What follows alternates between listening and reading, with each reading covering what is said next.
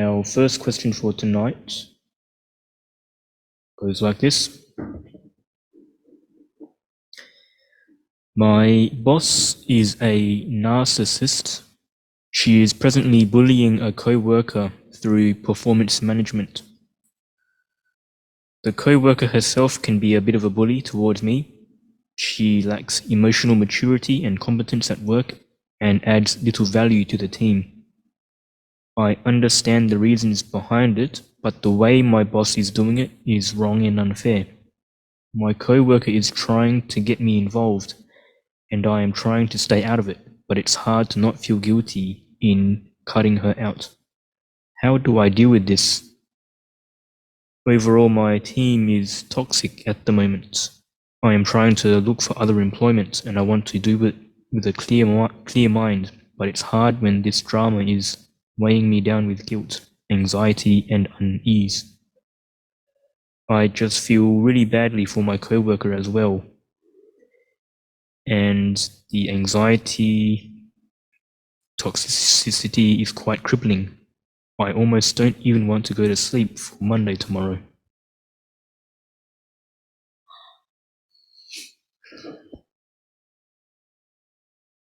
It's just a job. I know these jobs we do are difficult, challenging, working with other people, whatever your line of work, but it's just a job. Try not to take it so seriously that you go home with, like you say, these thoughts that are crippling you, crippling your emotions. Try to come back to yourself all the time as you're doing that job. So you're meeting with the boss, the difficult boss, the co-worker, all these people around who are not easy. Try to come back to yourself every day, every moment, through the day. What is your job? What job do you have to do? What is your role, your function in that workplace? And just try and do the best you can in your role. With mindfulness, with effort, with goodwill, cultivate these qualities, with patience for the other people. And, the world is not a perfect place. Other people are not perfect. We're not always perfect. So try to keep a realistic attitude and don't take it too seriously. Like you say, if it's really toxic, well, if you can get another job, good. But don't be surprised if you get another job and you find as many of the similar problems are in the new place as well, because it seems to be throughout the working world, these kind of problems come up in every country, in every walk of life. Some more than others, of course, but they're common throughout the human realm. So don't expect too much from the human realm. Human beings are bound up with mental defilements, greed, anger, and delusion. So we have to be tough. We have to accept that it's a challenge to work in the world, so we have to be patient and don't take it all too seriously. If other people behave badly, feel sorry for them, but that's no reason for you to behave badly, so you try your best to behave properly in the situation. And feel sorry for those who are behaving badly, because eventually it will come back on them, it will hurt them. And remember, one day you won't be doing that job, whether it's through moving to another job or retiring or whatever. A job is a temporary thing. So don't give your whole heart to the job. Keep something back for your own Dhamma practice, for your family, you have a life outside of your workplace as well.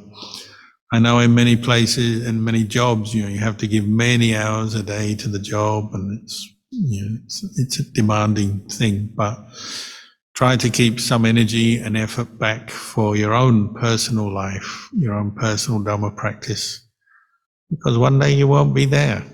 There'll be a whole set of other people doing that job. All jobs are impermanent.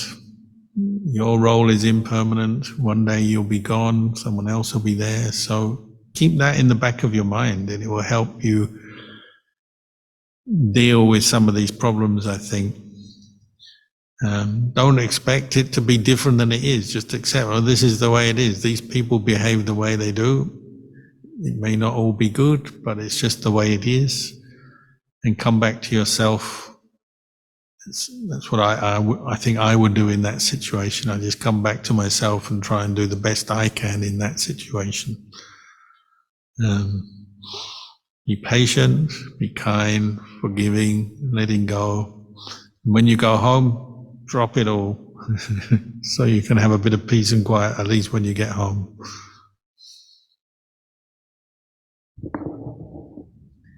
Sadhu Luang Por. The next two questions are from the same person. The first one goes, thank you, Ajahn, for sharing this wisdom with us. When one begins to practice and advances along the way, are there any opposite forces that arise to force the practitioner off the path? In other words, does the universe, so to speak, say, wishes us well and wants us to attain the final destination, or are there any opposite forces that one needs to conquer to get to the other side? Oh, there's always obstacles, but the universe is just the universe. It's kind of neutral, and everyone is their owner of their karma. So most of the obstacles are the fact that we've made karma in the past, and it's a mixture of good and bad. So the good karma tends to give supportive conditions for the practice. We have good thoughts come up, insights, good qualities of mind come up, and then good conditions externally come up to help us. We meet some good people, we have some good supportive conditions for our practice and our life, and that's good. But then we have obstacles, we have made some bad karma as well. Are we still connected? Okay, sorry, we just have a connection problem here. We've made karma in the past, negative karma, and so of course that will throw up all kinds of obstacles. So it could be just self-doubt, self-aversion, aversion for other people, worry, attachment, greed, all kinds of stuff will be coming up to kind of throw us off the path, make us stop, distract us, make us lose interest, and so on. You know, wrong thinking, wrong views, attachments, all kinds of stuff that we've generated in the past. And then, of course, external obstacles, like the previous question, you know, we meet people who make life difficult for us, give us trouble. Everyone will have that. So just accept there'll always be some supportive conditions, some obstacles. If you keep making good karma, pushing along with your practice, well, this will help you to generate some inner happiness and contentment that will help get you through some of the obstacles. And then listening to the Dhamma and reflecting on the Dhamma, you know, the main thing we're aiming for is to develop the path, the Eightfold Noble Path. And this is leading us ultimately to make the karma that ends all karma. And that's the best kind of karma to make of all. The karma that ends karma. You know, the karma that leads to Nibbana.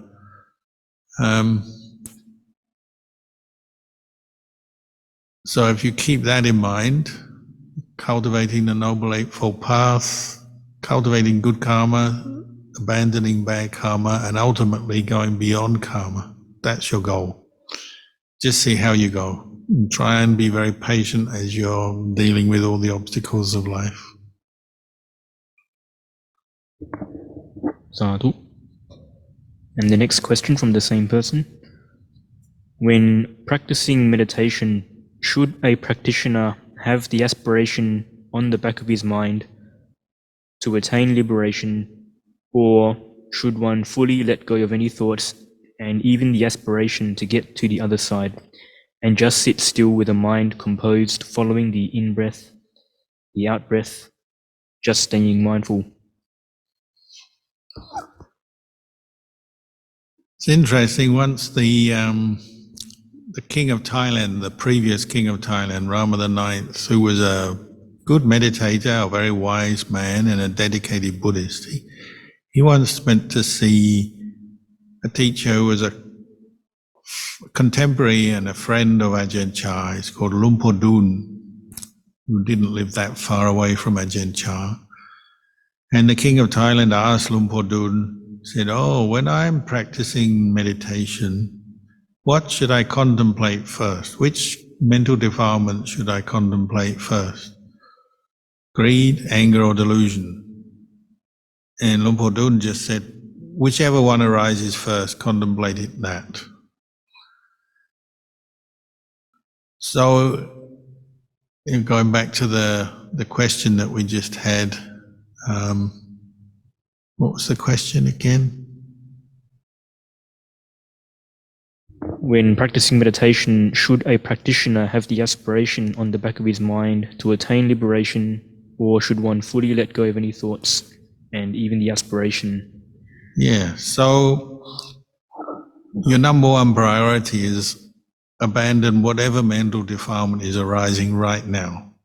Greed, anger, delusion, jealousy, conceit, sleepiness, worry, fear, whatever. That's your number one priority. Establishing enough mindfulness so you can recognize an unwholesome, unskillful state of mind for what it is, a cause of suffering, something to be seen and abandoned. That's your first goal. So if you keep doing that, then you'll be moving towards ultimate liberation. So you have the goal of ultimate liberation somewhere in the back of your mind, maybe. But in terms of practice, you're working towards the liberation of your mind in the present moment. So it really is down to the present moment. What's going on? What are you particularly attached to today? I use that sometimes. I say, what am I attached to today? What's bothering me right now? Often the practice is just coming right back to the present moment and learning how to let go. Eventually this will bring you liberation. How quick, how slow, depends on you and your character, whoever you are. Some of us, have more to learn than others. It just depends how far along your path you are, you might say. But your aim is always to liberate your mind from whatever defilements are arising right here, right now. I would recommend that as your sort of short-term and goal and your priority. Sadhu Lumpur. Another question here. If I understand it correctly, perception follows sense consciousness. Is it okay to cut off papancha there and there, or should I see where my thoughts lead to?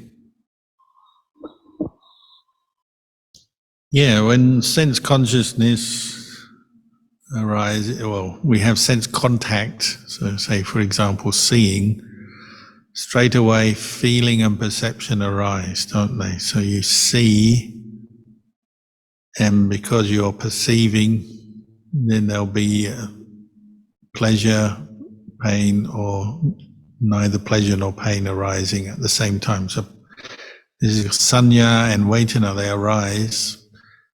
And at that moment, if there's no mindfulness and wisdom, it will lead to papancha, which is fed by craving. So craving will arise and take over the mind. If there's mindfulness and wisdom, there's a chance to cut through the papancha, let go of the craving, and the mind can maintain stillness, clarity, and not go into defilement. So what was the question again? Is it okay to cut off papancha there and there, or should I see where my thoughts lead to? Normally, cut off the papancha is your first priority, because you have to get good at that, and we're not very good at it. if you start investigating your thoughts, following them to see, where they lead you, it could be a case of curiosity killed the cat, in the sense, they just drag you away from the present moment back into the land of fantasy and storytelling, and you just become distracted, confused, tired, and you probably give up your meditation quicker. So I would, make your priority is just cutting off the mental proliferation the best you can. But occasionally when you're calm, you're more calm than usual, there's more mindfulness than usual, well, maybe you have some quite skillful thoughts arising that may be useful to you. So it's not that you should never follow your thinking. If it's quite wise, skillful thinking, it may be helping you to understand something. But you have to be very careful, because so often you may be looking for that. Oh, I want to think about this problem, solve this problem. And very quickly it just ends up distracted, thinking, or stuck in what we call papancha, or proliferation again. And this will happen over and over again. It's very disappointing. It's very tiresome. Our own mind is very tiresome, but just be very patient with it and just keep practicing bringing the mind back to the present moment until your mindfulness is really strong. Then the papancha won't take over so easily, and then you maybe can contemplate things. But I wouldn't contemplate until your mindfulness is very strong, continuous, and you have this sense of calm, so you can really look at your own physical and mental experience without getting lost in proliferation about it.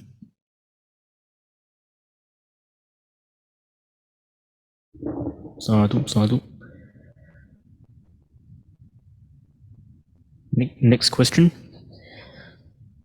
Is there a good Buddhist primer book or talk for a beginner in the Dhamma who is currently feeling lost? This feeling has arisen because this person, having graduated 2 years ago, suddenly realizes that life is tough and she feels lost and unable to navigate. Well, I sympathize. Yeah, I agree. Life is tough. And sometimes, it's a kind of a nasty wake-up call when you especially if you've graduated, you've gone out, maybe you started working, and you're encountering some of the things we've been talking about tonight. Other people who don't behave so well, the pressures of the workplace. It's not easy, is it? But don't panic. There's plenty of good Dhamma out there if you are open to it and if you seek it out. So you do have to seek out the Dhamma. I'd say if you're not sure where to start, if you can go online and get any of Ajahn Chah's books, his Dhamma talks, they're very, very practical and relatable and easy to understand. But again, when you read Dhamma for the first time, if you're new to the Dhamma, you have to be patient. Give it time to sink in. Think about it. Like, you can read a page of Dhamma and then put it down and just think about what you've read. It's not something you don't have to speed read, and it's not like I've got to get the end of this book so that I can move on to the next thing. It's not the same as worldly reading, where you're often trying to cram information in so you can pass an exam or know about something.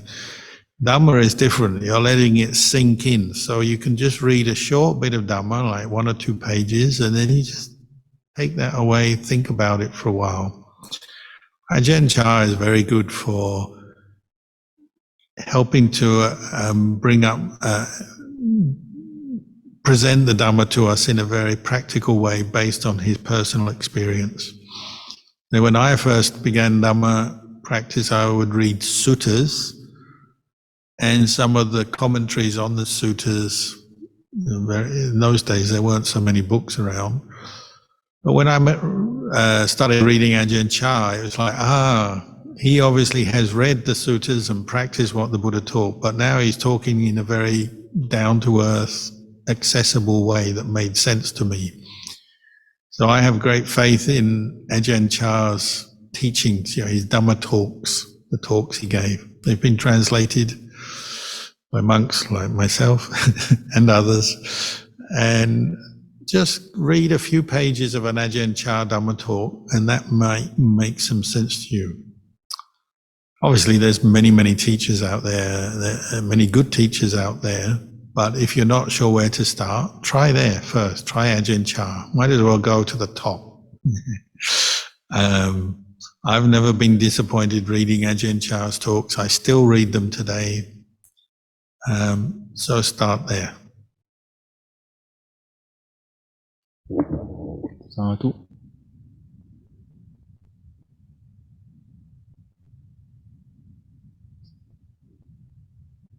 There's still some time for more questions if anyone has anything else to ask.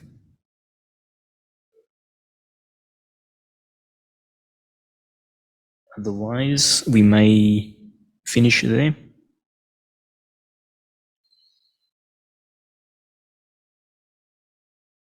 Okay, looks like that's all, Luang Por. Okay, well, very nice to talk to you all tonight, and we'll see you again next time. Wish you all good health, few obstacles in your practice, and may you experience lots of insight and peace of mind. Sadhu, sadhu.